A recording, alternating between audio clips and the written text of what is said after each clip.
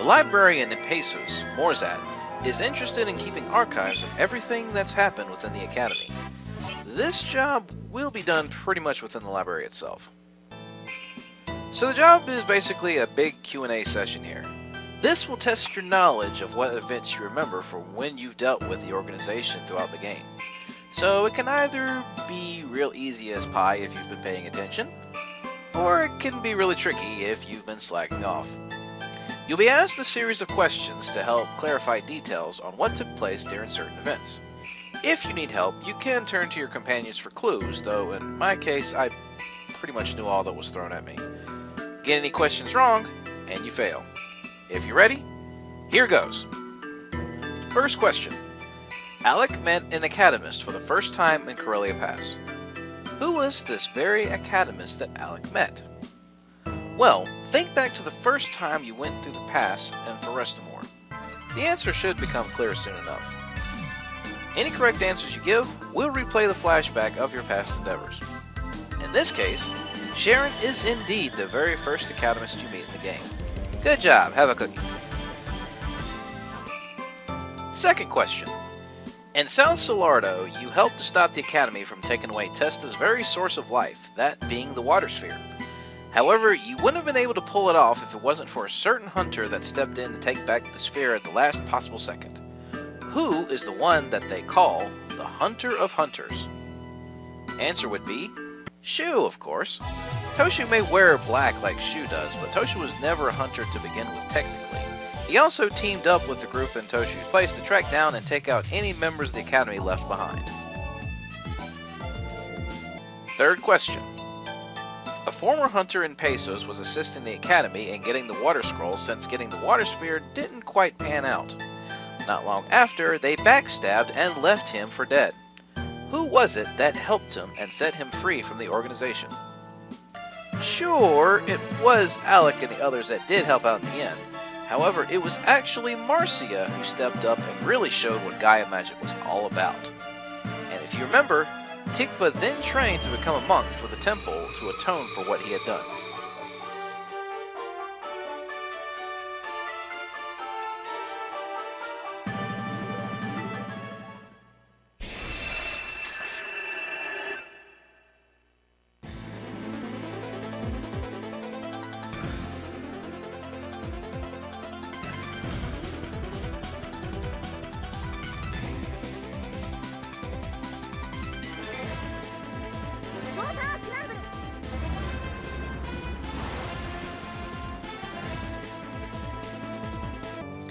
And finally, last question. During the battle tournament in Paltos, someone swiped the goddess statue before it could be given to the victor of the tournament. Who did it? Oh man, you had to go and throw that out there, didn't you? I hope you remember this one, as the expression from a certain member of the party makes it a dead giveaway. Yes, it was of course Velhart that committed this heinous act. Though if you remember, it was because his brother Lashalt was being held hostage before he met his unfortunate end. Once you've filled in the blanks correctly, give yourself a pat on the back because this job's done.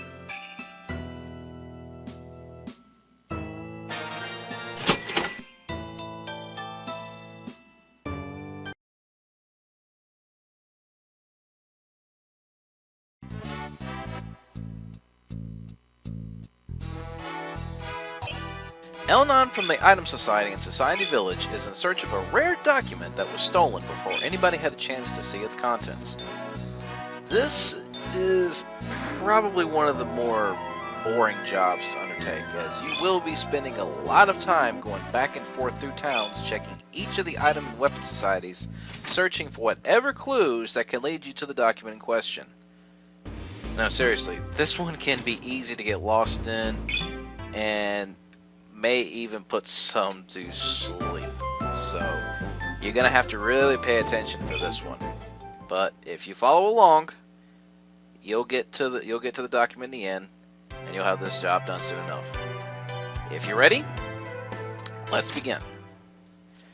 After being given the details of the job by Elnon, start off by heading to Testa in South Solardo and speak to one of the scientists at the Item Society branch there.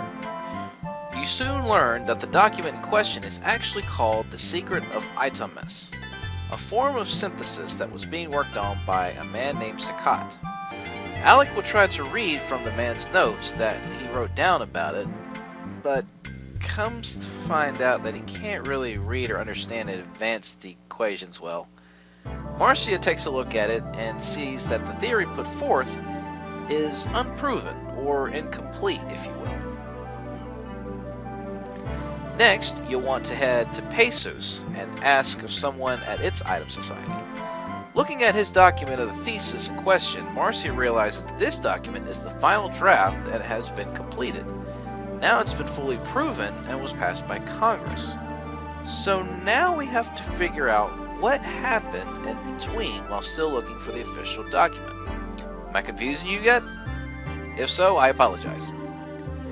Anyways, you also learned that the author of this document is indeed Sakat, but has long since passed on. However, he does have a son who currently resides in the Weapons Society branch in Paltos.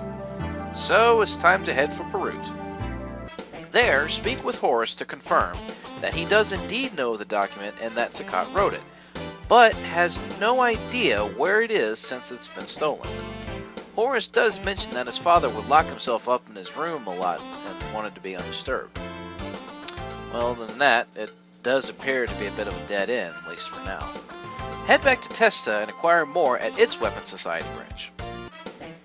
You soon learn that before going before Congress, Sakat consulted with Lashalt about the thesis. Something Lashalt said would upset him a lot and would force him to lock himself up in his room constantly. Wait a sec. What's Lashalt have to do with any of this? To learn more, head back to Pesos and pay its Weapons Society branch a visit. You find out that the thesis is one that expands more on item synthesis, which would come as a surprise to some scientists considering that Sakat is more of an expert on weapons synthology. Yes, I just made that term up. Go with me on this. And was expecting Lashalt to have been the one that made the discovery instead, since he specializes in item synthology. Something really fishy is going on here. I think it's time we head back to Society Village and see what more Elnan knows about this. Upon telling all you've learned so far to Elnan, he consults with his father's journal upon hearing of Lashalt. As it turns out, the one that had come up with the proven theory first was in fact Lashalt, but Sakat was the one that presented it to Congress and took full credit for it. I think it's starting to come together now.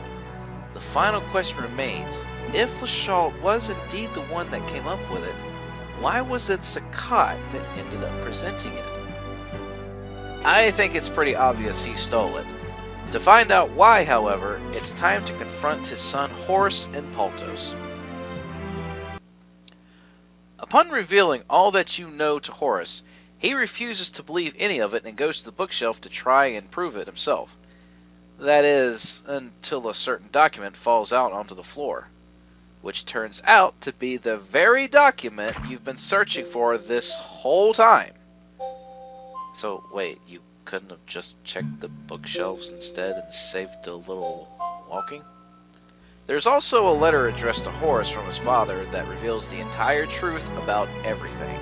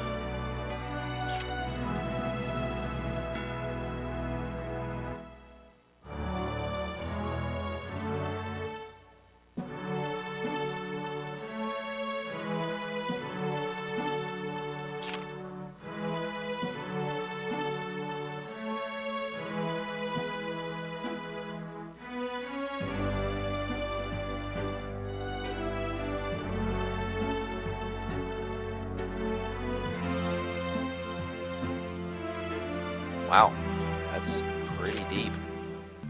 Horace then decides to let you keep the document in the end. Return it to Elnan, and your job is finally finished. Whew! And that was a lot of backtracking there.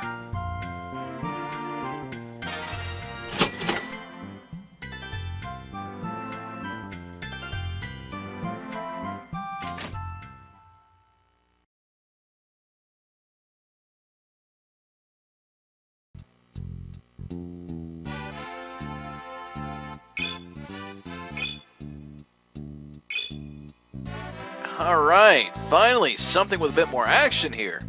The village of Vernica is being threatened by bandits and will burn it to the ground if the Elder refuses to give up their sacred treasure. Once accepting the request, you start right away as someone from the village comes pleading for help. Upon arriving, you notice that the entire village looks kind of deserted. Usually it's because apparently everybody's holed up in their houses, too afraid to come out. Velhart takes slight offense to this, as he thinks things would go better if the villagers just pretty much grew their backbones and fought to protect it. Lutz, on the other hand, gives him a bit of a dose of reality by telling him that these people do not have the skills to fight like hunters do. After a bit more bickering back and forth, you are then led inside the Elder's house. Inside, the Elder reveals that they do indeed have a sacred treasure, and that it's by no means an exaggeration. It turns out he has the water sphere? Actually, no, it is actually the wind orb that they hold so dear. Wait, hold up. Wasn't that thing destroyed during the events of the first game?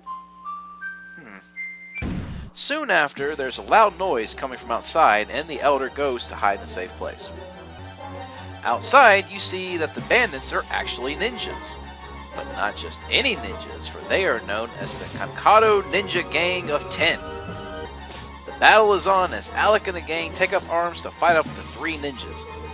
But they prove to be too much for their ability, as Marcia, Cheryl, and Theo are quickly knocked down for the count. Lutz gets bombarded next before Alec, and finally Velhart.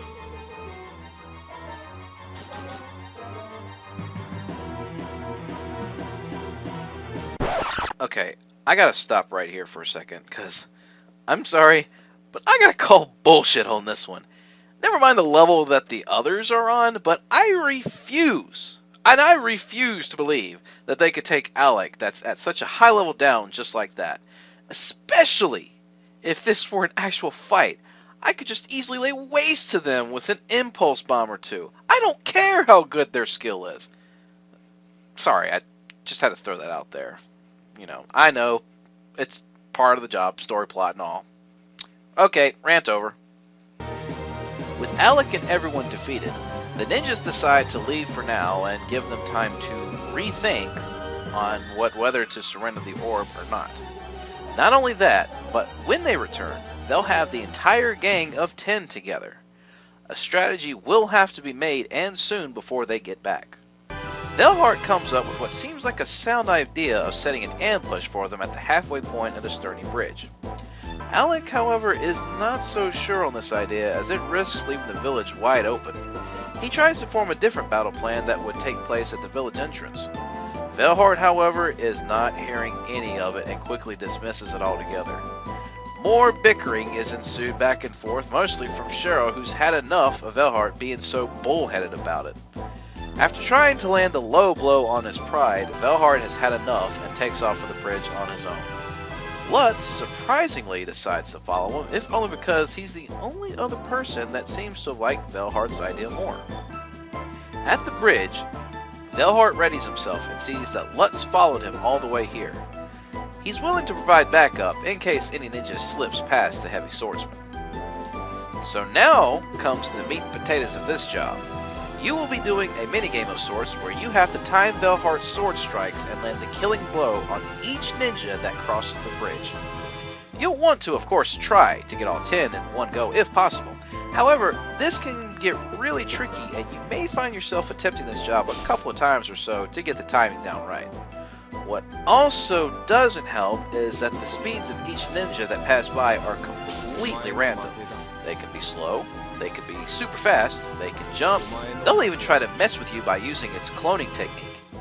If you can, however, catch at least 7 of the 10 ninjas, then you'll be able to complete the mission. So, good luck, and fight on. お前の負けだ。何？よっしゃ一撃必殺。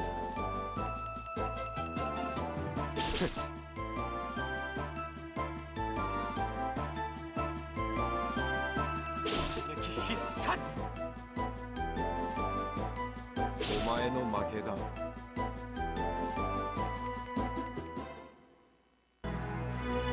Return to the village to deliver the good news as the group makes up for the constant complaining that occurred during the entire job.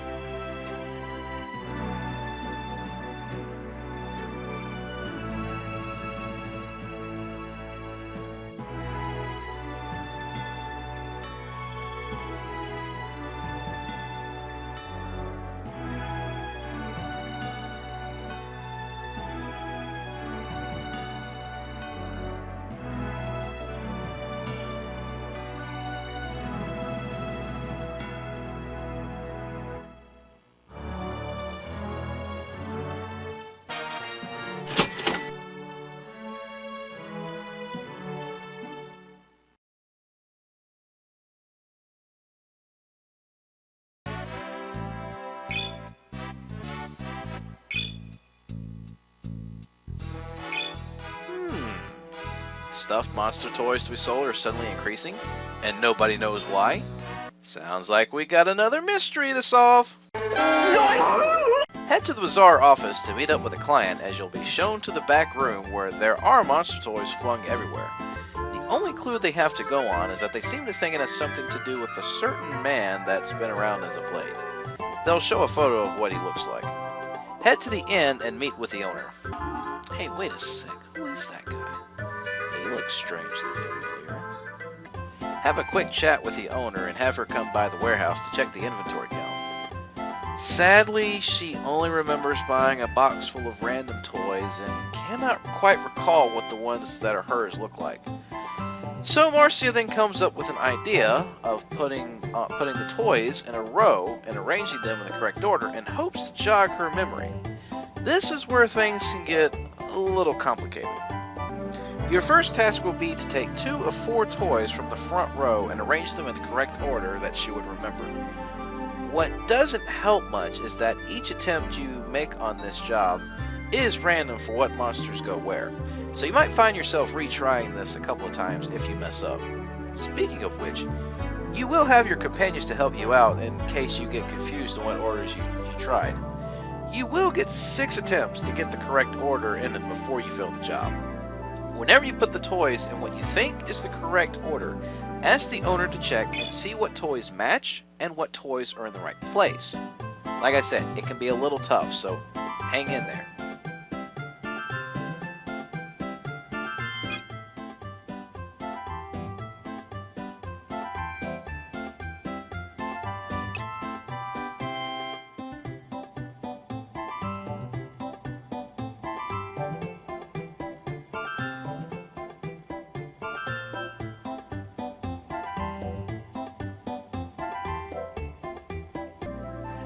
Once you get the first order right, next you have the 5 in the back row to work with.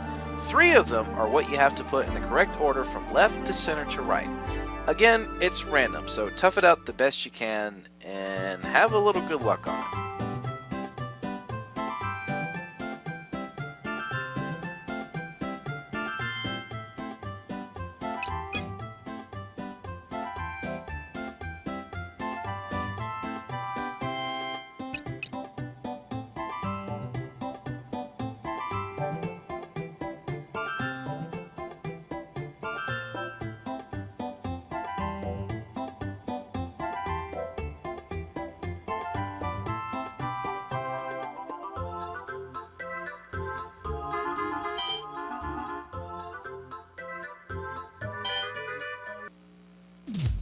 When you finally get this order right, you soon discover that some of the extra monster toys are actually real monsters.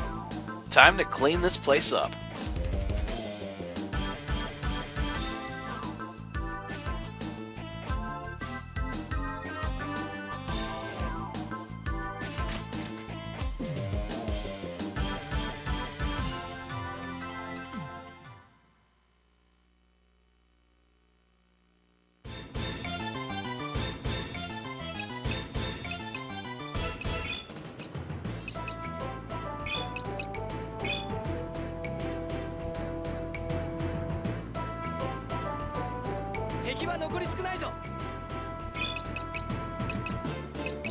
I won't bother putting in enemy stats, as for one, all these monsters we're familiar with by this point, and secondly, a different group every time you attempt the job. Either way, just lay waste to them quickly with your best attacks.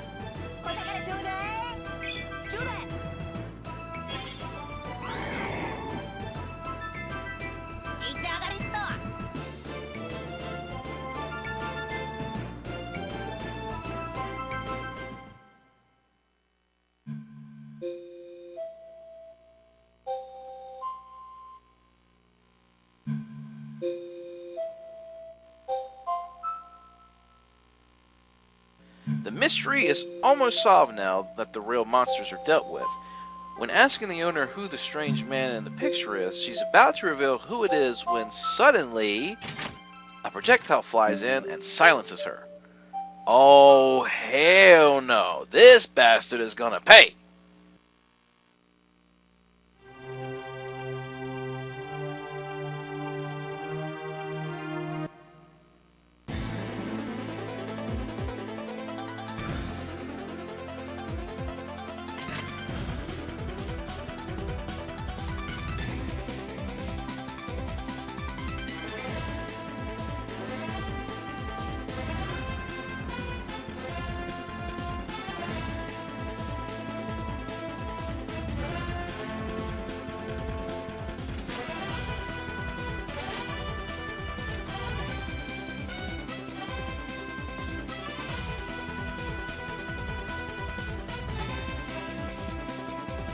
Outside the office, you see the two workers come by and tell you that they saw someone duck into the bazaar. Here comes the final minigame for this job. It's time to catch the culprit in the act before he manages to slip away. I should also warn you, if this guy manages to slip away, you will still walk away with the job incomplete, meaning you would have to reattempt the entire thing all over again. So be careful. How this works, you choose a direction that you think the culprit ran to. However, no matter how much you try, there's no sneaking up on him, as he'll spot you and dash in the opposite direction. So in order to catch him, we're going to have to corner him somehow. Start off by making your way around the northern end and try to approach him from the right side of him. Make sure he runs all the way to the west side till he reaches the western wall. Afterwards, have him run down toward the southwestern corner until he passes by Changara's stand. A monster will pop out of the pot and startle the culprit long enough for you to catch him. Great job, gang!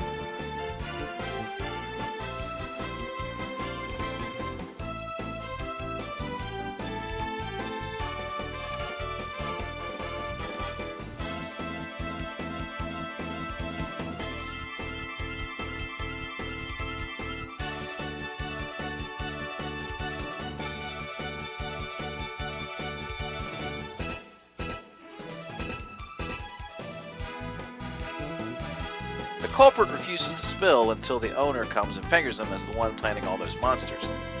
It turns out the plan was to cause a panic so he could then rob the entire bazaar blind in the chaos.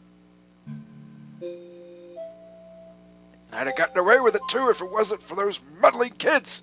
Gee, Scrooby-Roo!